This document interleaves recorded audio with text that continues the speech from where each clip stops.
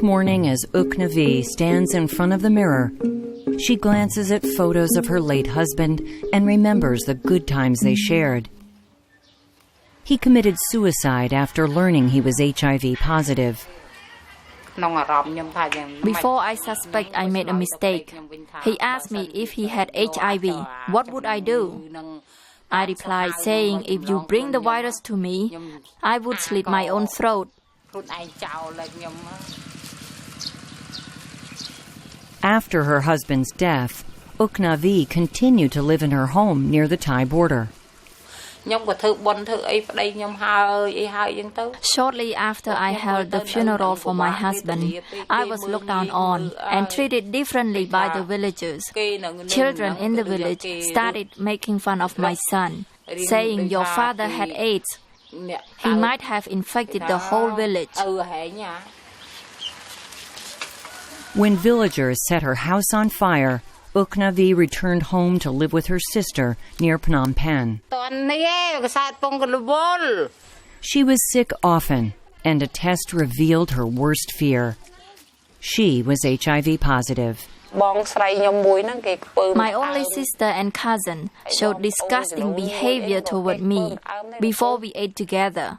But after I was known as HIV positive, they would not eat with me. Even when my child was playing around, they called him AIDS child. Cambodia offers free medication for the country's 70,000 people living with HIV. But many must move from the countryside to cities for treatment. Those with little means live in squalor. Almost 75% of them think they made such a big mistake in their lives that they discriminate and isolate themselves from society, and the serious cases end in suicide. Feeling desperate and alone, Uknavi contemplated following her husband and committing suicide. I felt so sick and skinny, and I no longer wanted to live. Then I thought of my son and took pity on him. So I strived to survive, just for him. Though Uknavi found the strength to keep living, life was not easy.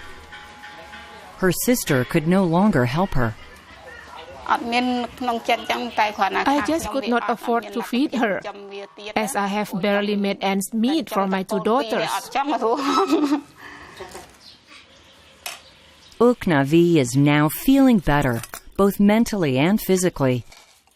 She receives housing, food, and medicine from Place of Rescue, a Canadian organization that supports people living with HIV.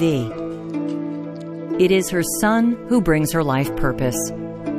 But her thoughts often wander to her late husband.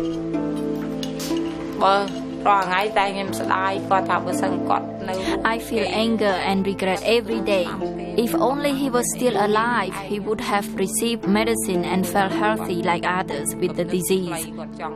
He shouldn't have been so short-sighted and decided to kill himself.